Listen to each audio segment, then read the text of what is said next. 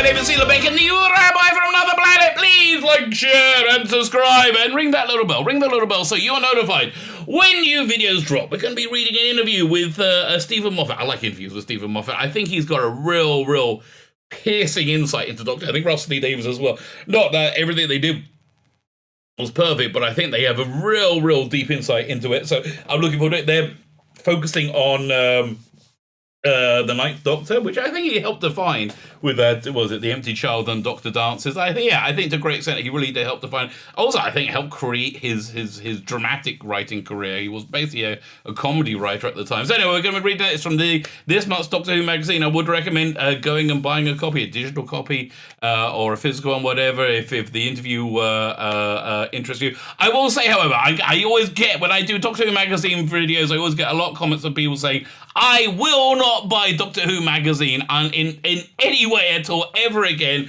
because crazy people who work for it, like Ben Cook, for example, he's a piece of work, but who's very talented, by the way. I like his work, but they said he was just this insanely rude on it, like he was to me as well. But I listen, look over here.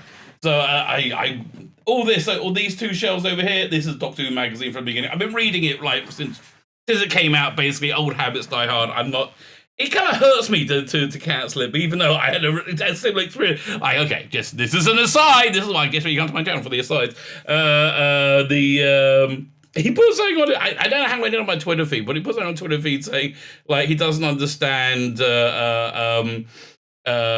What do you call them now? It's not biological women. It's basically women who are born female rather than trans women. Again, the terminology is so hard to keep up with.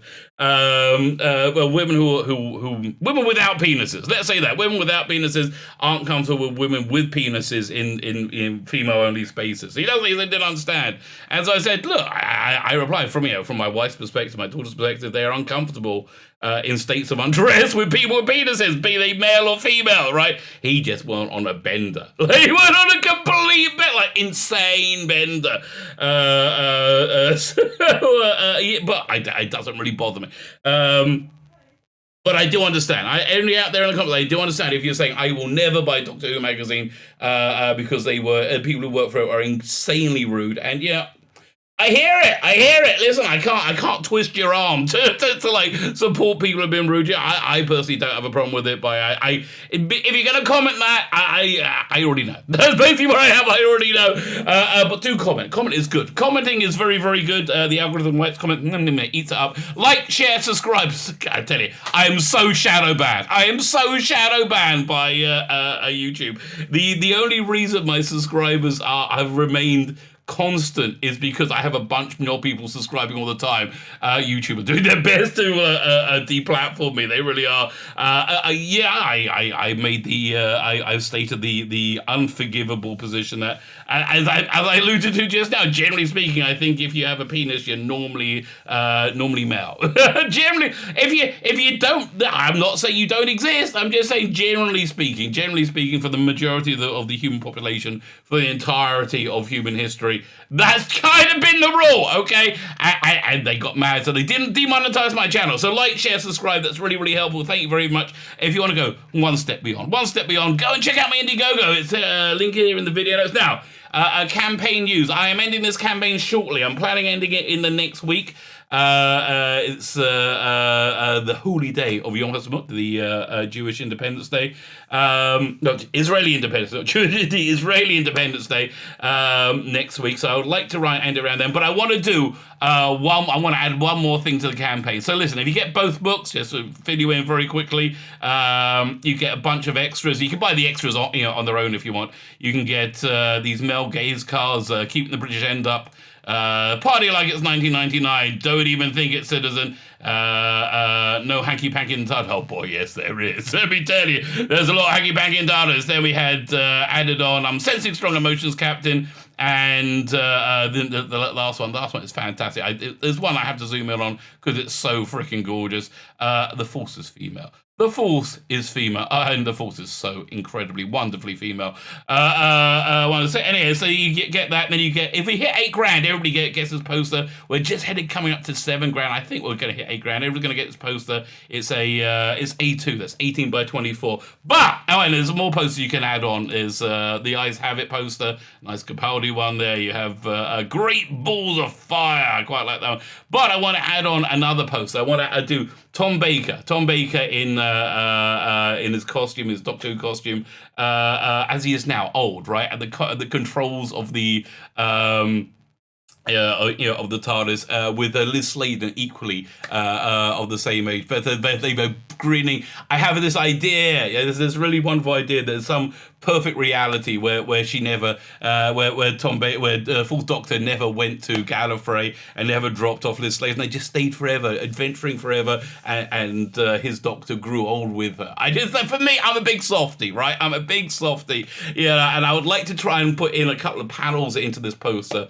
Say with Sarah Jane saying, "You grew old for me," to Tom Baker's of the Fourth Doctor, and him replying, "It would seem rude not to."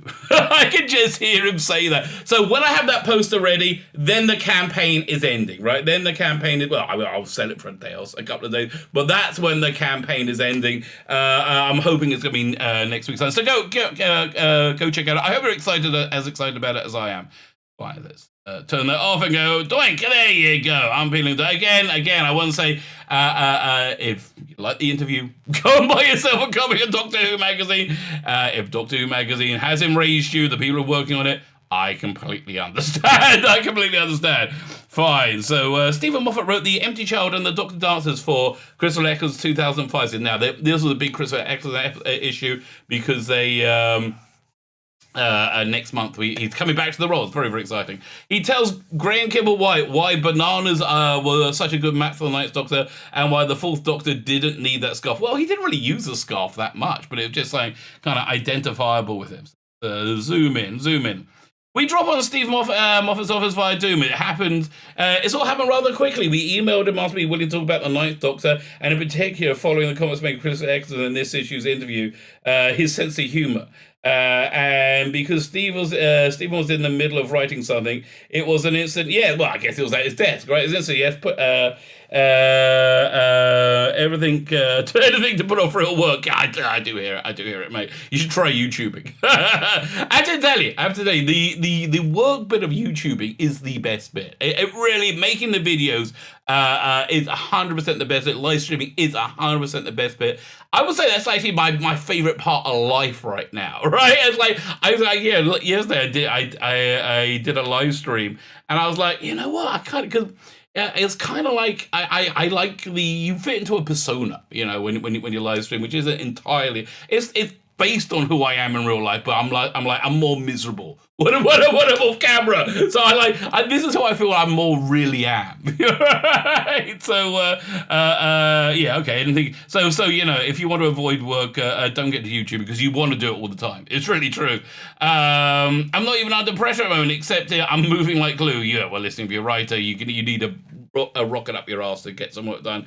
The Time Terror's Wife for HBO, which goes to production this May, is written, and I've only got half an episode left of Inside Man. That sounds really good. I'm looking forward to a crime thriller for BBC One. Oh, listen, the last Inside Man, I just saw it was on Netflix. Denzel Washington movie by what's his name? She's got to have it. What's it? Yeah, the director. Spike Lee, great movie, really great movie. A crime thriller BBC One, but God, I'm slow. I hate this lockdown. I kind of like it. I'm like, it's easy up, and I'm like, oh, I've got to go out again. I've kind of enjoyed it. Well, all good things, I guess. We take Stephen to a happier time. More than 16 years ago, when he began to work on his scripts for the Eklund series, did you know it was going to be Chris? Did I know it was going to be Chris? He says, I'm trying to remember. A moment rumination, and then yes, I did, because before I started The Empty Child, I sat down to watch Rusty Davis' Second Coming. Yeah, me too. In fact, here they got a picture of it over here, which they used for the cover of Doctor Who magazine when they announced it. And it's pretty much his Doctor, right? I didn't realize how much this would be his Doctor. Same thing. As soon as Casanova started, I'm like, yeah, which is written by Russell T Davies, starring David Tennant. Very good if you haven't seen it. I'm like, yeah, I got to see it, because I'm guessing David Tennant's going to be the next Doctor, and lo and behold, he was, and he played him almost exactly like he played Casanova. So yeah, the 2000 written by Russell T Davies as a modern day Messiah. Yeah, I did enjoy that episode. It was clever. It was. Listen, it was written by an atheist. I'm a Bible thumping.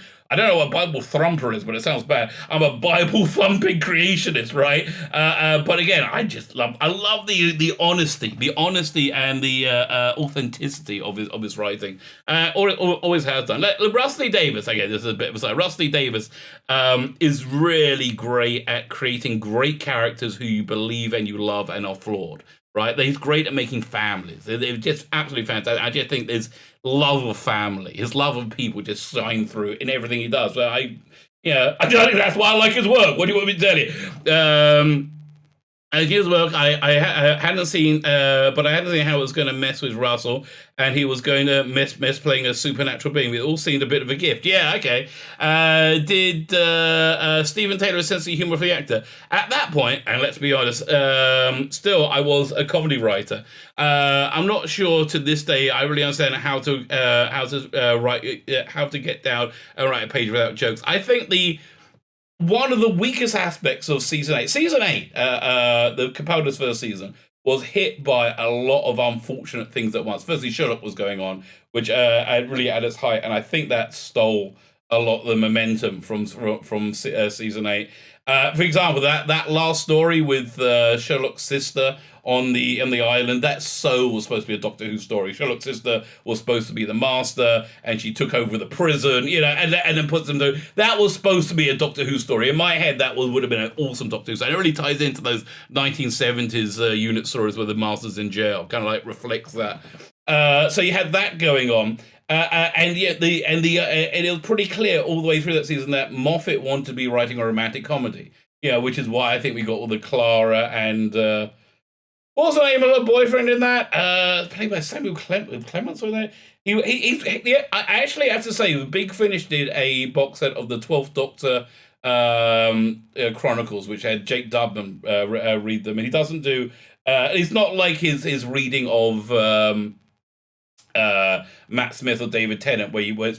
To me, it's reasonably indistinguishable. You could obviously tell it wasn't Capaldi, but his performance was he very considered Capaldi funny. Anyway, whoever played Clara's boyfriend was in that. He was very, very good. He was very good in that. But it's clear that he wanted to be writing a romantic comedy, right? It was absolutely clear. So yeah. I'm not sure it's really how to write jokes. I was trying to work out what would be funny in his voice. He's not going to be Tom Baker. He's very, very grounded, witty, fast, and slightly patronizing. Yeah, but Excellence Doctor was the anti-Doctor, right? He was really the Doctors were always a bit posh, right? Doctors were always the kind of like upper class people who have eschewed their background to be their lords, right? Time Lords, has eschewed his background to go be an adventurer, right? To be a devil-may-care adventurer. But this Doctor, I always said it was Shameless meets Doctor Who, and surprisingly, I think it worked. I think it worked really well. And it's not going to be sort of exasperated and squeaky out of control like Peter Davison. I remember thinking of a line, the line "bananas are good," and feeling that's going to be funny. Chris Eccleston's going to say "bananas are good," that's funny. I don't know what it is. A year later, I put it in David Tennant's mouth, and David Tennant, who's one of the funniest men on earth, isn't funny saying bananas are good. David Tennant is funny. I will agree with you. I mean, listen, we've all seen. I'm sure you've all seen. Was it staged? Well, apparently, was it Michael, whatever his name is, the other guy in it with him, is funny. Not Michael Keaton. I think that this is what a fanboy I am, right? I got Michael in my head, and I can't get past Wisher. Michael Wisher. That's like the thing around, and I know that's not his name. Like if I stop thinking about it and just reading it, it'll come to me. If not, I'm sure somebody in the comments will tell me. Sometimes a line is funny for a particular person, nobody else. That's why there's nothing very witty about it. It's funny because it's funny in the mouth, in his mouth. I found Chris Doctor perfectly funny. There's something fundamentally funny about, the super intelligent alien from space in this northern lad is a northern lad with a big leather jacket. Russell made the correct observation that the Doctor doesn't really need to speak like Sherlock Holmes. Stephen continued. He tends to use rather commonplace metaphors around space sciences. He'll be the person who says, "Oh look, that looks like a tumble dryer." Does he agree the Ninth Doctor definitively erased the notion the character was somehow upper class? No, I don't. Listen, this isn't because we're here to hear Moffat's answer. I don't think so. I think he reflected that, right? But I think, for my money, I think he reinforced that. I'm a modern Chris's first unashamedly. I'm a modern young geezer Doctor. That and that element entered, and that element entered and never left. I mean, David obviously moves back slightly to the more. There you go. He's looking a bit pensive there. His tenant. There we go to the more, and now he's looking a bit smart. I got to use that for a thumbnail. I should have used that for the one where they said he loved the timeless child, and I should have just said that the timeless what? But yeah, what can you do? What can you do? Boffiny Doctor, Matt Smith moves a lot back to that. Well, yeah, Matt Smith was that's really what he was, He really. I think Matt Smith's performance came from Matt Smith and Matt Smith watching all of Doctor, like an episode, a story from each Doctor, and getting that through line. It's like so missing from the current era. But Chris did shift it in a very stripped back way. Again, there's a lot of Russell in this. I'm just saying, let's take it right back. No funny clothes, no false eccentricity. He's just a bloke with a space-time machine. So yeah, listen, I at the time, there's a bunch of really great, interviews with him around, and he talked about when they brought it back in the mid-90s with Paul McGann, and his boss there, I can't remember where he was working. He said, asked him if he liked it, and the boss is enormous. He said, yeah, but I didn't like him being in fancy dress, right? Because it felt that it was incongruous and didn't really work. And that really stuck with Russell T Davies. That's why I think we got the very, very normalistic looking Ninth Doctor. No false eccentricity. He's just a bloke with a space-time machine. As I say, I think we gathered more notes on the eccentric old madman as we went along. But in a way, Chris does bring some of that to the part. He seems like an ordinary bloke for 5 minutes, and then boom, something goes insane. He says something insane. One thing I really like about Chris Doctor was the hell with the eccentric. He was nuts. So yeah, listen, he was bonkers. I did kind of like that about him. Exeter's on-screen tenure lasted little more than 3 months, and only one episode with him being the continuing Doctor, without him being like dead man walking. Oh man, I wish they could have made that a surprise regeneration. That would have been all. I think it's politics, the BBC, that stopped it. But Stephen reckons they hit the ground running. Now, of course, if you ask most of the Doctors, probably all the Doctors, they think they nailed it more in the second year. It's pretty fair. Again, I think Capaldi. I was talking about the things that hurt the season 8, Capaldi's first season. So yeah, it was Moffat doing wanting to be a comedy writer, being distracted by Sherlock, and also Capaldi had the notion of playing the Doctor as like very, very freshly regenerated. And I think that whole season was like his first few months of life, right? And you can tell his hair's like very short. When you come back in season 9, which I preferred a lot, right? And you first think, he was I am the Doctor, right? He had decided to be the Doctor, and that was him in prime Doctor mode. In the third season, which should have been, was always it was him as an old Doctor, as a Doctor who's lived a long time, and he was basically retired, right? I would have loved to have seen 2 or 3 more seasons slotted in before that for the last season. But yeah, the idea of playing that Doctor as very alien, very loose, not being the Doctor yet, right? it really shipwrecked that season. I think it shipwrecked Capaldi's tenure, really, because first impressions last. First impressions last. Second year, I'm not sure it's true of Venom. I would say Whittaker's worse in the second year. I mean, I think so. Whittaker's second year was worse because she's got much. The second year they did improve with having better monsters and aliens and things like that, but I think her performance was weaker for it, you know. When she had something to act against, she was actually came off a lot weaker. Like that confrontation with Lenny Henry was just like, like if Lenny Henry's a supervillain, just kill her. That's basically what he would have done. Second year, I'm not sure it's true of any of them. I think they all come through the door incredibly strong. Let me think. Capaldi was the only one, and we came through strong, but I think it was strong the wrong direction. When they look at themselves, all of them, all five of the current ones, I'm sure they're all, and I'm sure all the other ones, they all stare at someone they know was terrified. I guess so. Matt Smith was terrified in his first year as a Doctor Who. I remember him late on during our last drink together while he was still on the show, telling me, I went to bed every night and thumped my head against the pillow thinking, I can do this. Oh, Matt, you can do this. Okay, your dedication for the role, right? Just shined out. Yes, you can do this. Oh, I want to give him a call. Say, Matt, not only can you do it, you did it beautifully. You were fantastic. You are a wonderful Doctor.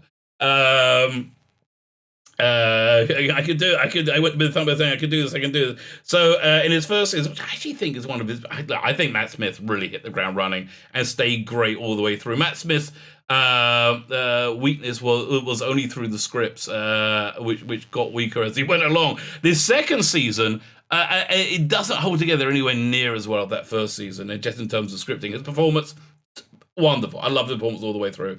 So his first season, 2010, he sort of thinks, that's just a terrified young man, and that's not what I saw. He recorded Time of the Angels first, and I can't see a single thing wrong with the Perfect. I mean, again, that was just a wonderful fusion of, like, everybody working on to their best. You know, that Matt Smith and Stephen Moffat have started. They were excited. You could see their eagerness for it. What was that line? He says, "There's a forest in a box in a spaceship. Am I impressing you yet, Amy Pond?" Like, it was something along those lines. I just think it's just fantastic. But you know, our internal monologue we're always smaller on the inside than we are from the outside. People always look at you as being bigger than you are because they don't have your self-doubts, right? That's really the bottom line.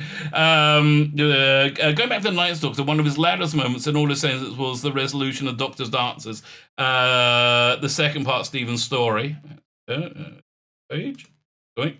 Where his exclamation was, "Everybody lives, Rose! Everybody lives!" That was one of the high spots of that season, right? That was absolutely one of the high spots of that season. That's actually, I think, where Excellence Doctor genuinely experienced hope for again. Hope and optimism, right? And optimism that things maybe things weren't going to be awful, right? Maybe you wouldn't have to sacrifice everything. Maybe everybody can live, you see? And that's the kind of vibe of the Doctor I want coming up out in the Big Finish sets, which is set before Rose. So I'm hoping, and they've talked about this in the previous. I'm hoping we're getting a later season 1 Excellent Doctor, and then eventually they'll do a prequel to Rose, like something that will lead directly into Rose, which will explain why all that survivor's guilt and post-traumatic stress comes to the fore, and that's where he is in Rose. But I would like to see him like more relaxed and a happier Doctor, right? This is what I think they're giving us with this first box set. Did I mention I was excited? Yes, I've been excited. I think at a certain point I realized that I hadn't killed anyone. That's unusual, so I made a virtue out of it. I don't think it comes until the second draft, but I knew from early on I was having a big old happy ending. At that point, the show wasn't doing that massively or having unequivocal victory. I disagree completely. I mean, at the time of writing it hadn't aired yet, but by the time it hit you, it was a national phenomenon. Like, it was water cooler TV. Firstly, everybody was amazed there was a show that could go toe to toe in terms of production values with American shows. And yeah, the special effects, and yeah, this thing crashing into Big Ben. It was a seminal moment. People freaking loved it. The Bad Wolf became a thing, right? It was must see TV, and by that time, it was must see TV by I think Aliens of London, World War III. It was totally must see TV. So I think it was doing incredibly well by then. So I thought, well, if this is the big one, let's have the Dr. Joyous. Great idea. It's not that he won. It's not that that would be wrong. He doesn't care about winning. Oh, see, this is why I want to read the interview with you, because it's such incredible insight. He doesn't care about winning or whether or not he was the instrument of salvation. He cares that nobody dies today. To me, that line is quite sad because it means so. So how do you feel the rest of the time, Doctor? You must be in hell at the end of Orifang Rock. I guess so. Everybody dies, right? Everybody dies. Yeah, that everybody lives line, marvelous, absolutely marvelous. Long after Ector's time on the show, and chiefly by Stephen Zohan, we began to understand the character was a survivor of the Time War. Long after Ector's time on the show, and chiefly by Stephen's own hand, we began to understand his character as a survivor of the Time War. No, I disagree. Oh, you understand that right from me? You understood that from what's that episode? From Mark Gatiss' episode, the Unquiet Dead. At the end, when they go and get chips, he says he's the last of the Time Lords, right? It was yes, and there was a war, a great time war. You hear the soundness in his voice. It was a great performance. I disagree. Was there any of that in the original outline back in 2003? Yes, I've read the original outline. It's all about that. It wasn't especially. I sort of uncovered that. Okay, listen. Back here, I think it's over here. I think it's down there, actually. There's the season 1 special, where they have the Russell T Davies initial pitch. They talk about him being the only survivor of the Time War. It's a central part of that document. It wasn't especially, but I guess we're differing. I sort of uncovered that. Originally, it was a bit of backstory Russell was putting in, giving him some High Plains just Clint Eastwood's 1973 cred and all that. Oh, okay, fine. At the beginning, it wasn't clear it was necessarily the Doctor who done the dirty, destroying Gallifrey. As you probably know, this was Russell restoring the original format, because if you look at the original Doctor of Doctor Who from early 1960s, he's a survivor of a terrible war that wiped out his own people, and really quite, and that was really quite a smart move. Okay, fine. I think we're all agreeing now, because if you don't have to worry about the episodes where people go home and meet his own people, I just hope that no one goes and brings Gallifrey back at some point. Who was that? But you did. And then, well, whatever. I guess he's taking the piss out and stuff. Similarly, was angst ever a keynote in this incarnation? No, I don't think it was. Right? I don't think it was. I think, again, Survivor's Guild. Honestly, I think a lot of it is riffing off what was it, Hillsborough? The Hillsborough, what did you say? I think tragedy rather than disaster. The Hillsborough tragedy, because that's what it was. It was tragedy. And the Survivor's Guild. I think that's what made it kind of relatable to Davis. No, it wasn't an overriding principle. Instead, you'll see written in the script, and you'll see written in the outlines, and I heard it repeated in the script meetings. The Doctor loves his life. The Doctor is excited by the TARDIS, and he's running towards these amazing events. He's trying to witness and be part of as much as he can. He has great joy. Yeah, but I think the Survivor's Guild was a pretty big one there. Yeah, but again, you put that joyous character, in post-Time War, you get season 1, right? Now, obviously, with a joyful character, there needs to be an undertow or something else, because there always is. But this man enjoys what he does. I think Tom Baker said something similar about Doctor Who. He said his aim was for the Doctor to be a state of celebration about everything, including danger. Yes! Oh! Yes, yes, yeah. I mean, I think for me, the quintessential Tom Baker Doctor Who moment, the absolute quintessential moment, is in Robots of Death when he points out to, was it D84? He says, "Did you check the profile pictures of the crew from before they got on the miner?" And he goes, "No, I didn't think of that. I have failed." And then again, this is pure Doctor Who, pure Fourth Doctor. Yeah, congratulations, failure is one of the great freedoms. It's just, oh, love it, absolutely love it. Yeah, you have to love everything about life, and I think that's like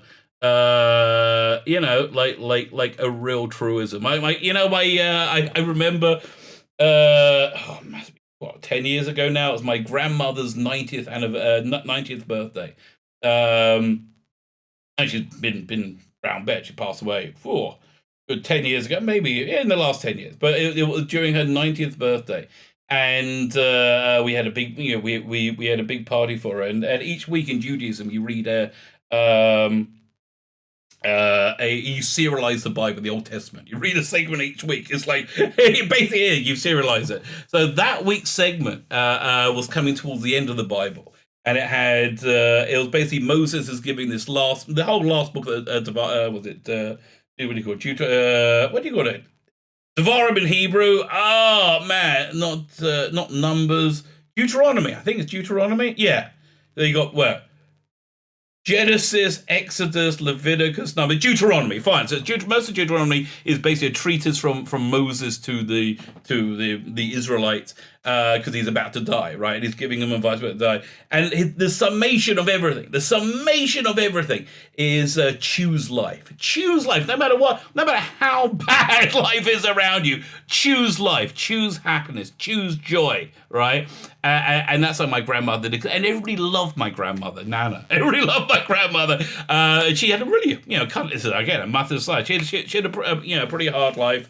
The last 10 years of her life was absolutely the best. When she was a widow, and she was basically dying. Right, my mother died, so that was her daughter died before her, and so she had a really hard life. And then the last 10 years of life, and she thought she was only going to this was only going to be for 6 months. She moved to Israel and lived with my sister. And she had about 6 months to live. She lived 10 years. And she was beloved, absolutely beloved by everybody. Loved Nana, right?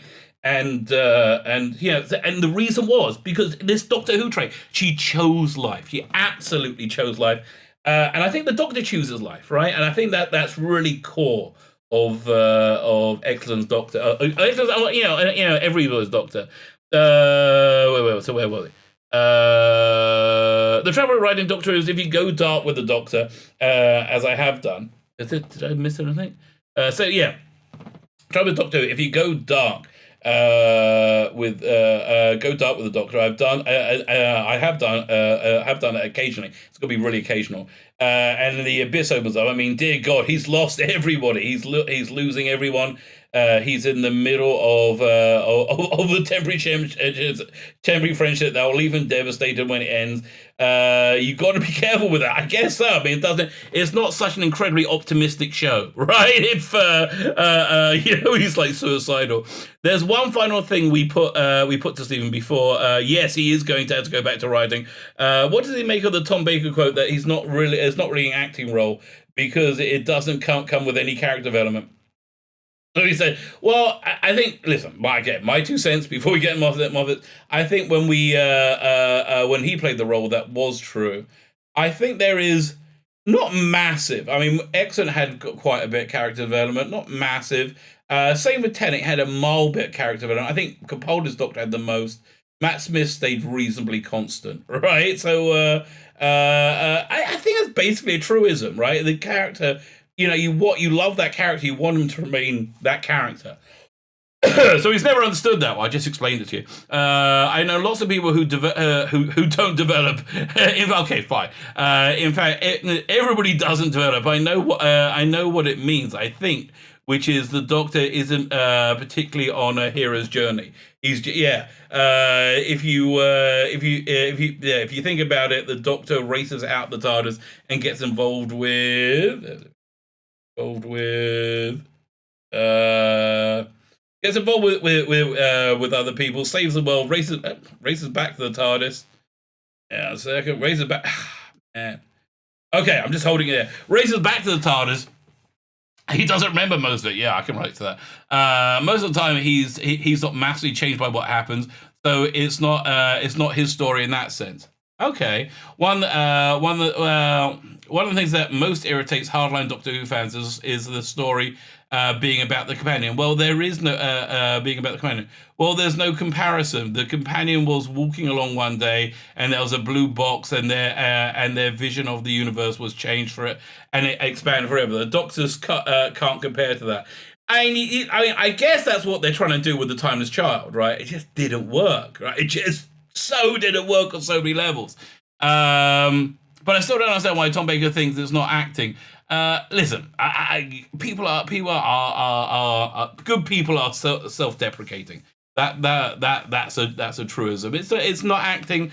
Like I write and draw comics. I don't consider myself an artist. I'm somebody who taught himself how to draw, so I could make comics because I really like doing comics, right? And I think my work's professional, but I still don't call myself an artist because that's not the thing. I don't, because basically I'm being self-deprecating.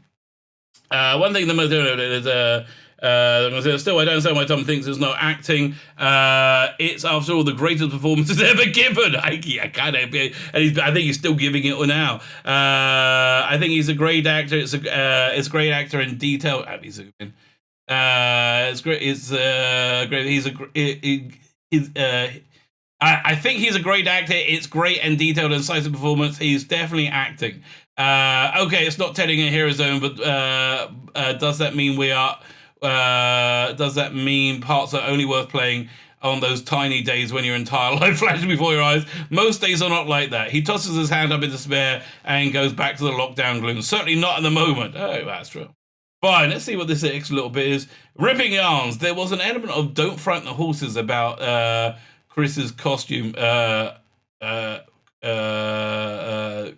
Costume, Stephen points out. Okay, is that explaining what this box art is? No? Okay, well, we're just reading it. Ripping yarns. Don't frighten the horses about the costume scene, because it was very much not on the front line of this, but we're sort of easing back through the door, saying Doctor Who, he's not going to wear a daffodil in his hat or something. Okay. Look, I'll just say something utterly heretical. I don't like Tom Baker's long scarf. That's pretty heretical. Okay, I didn't like it at the time. I thought it looked better. I thought he looked better without it. I remember when he took it off in Planet of Evil and thinking, yeah, you look great now. I can't agree with you there, Stephen. I love the scarf. I think Tom Baker always looks better for it. That scarf and his smile just goes together. You know how you know how you have this impression that Tom Baker's rather stopped. He's not. He's wearing Tom Baker's impression that Tom Baker's rather stooped. Okay, rather stooped. That must say. He's not. He's wearing a 17 feet of wet wool. He can barely stand. Well, there is that. So what I didn't like about it, and I expect Russell didn't like about it, was take it off when you're indoors. Well, he didn't he? A lot of time. What was interesting was when David came along and he wanted a super long coat, and Russell would go through every script and put notes in when he took his coat off.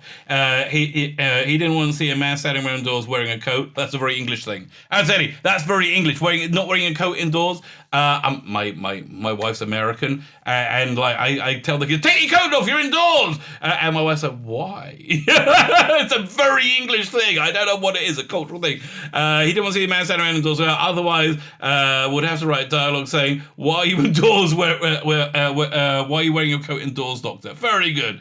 So there you go. A nice bit of insight into Doctor Who. From somebody who I think is very excited. Blimey, 40-minute long video. Hope you guys enjoyed it. I don't know when this is going. This is probably going out on Friday. So it's going out Friday. Have yourselves a freaking awesome weekend. My name is Sheila Beck and the Rabbi from Another Planet. Please comment, like, share, subscribe. Thanks for hanging out with me, and have yourselves a fantastic Bye.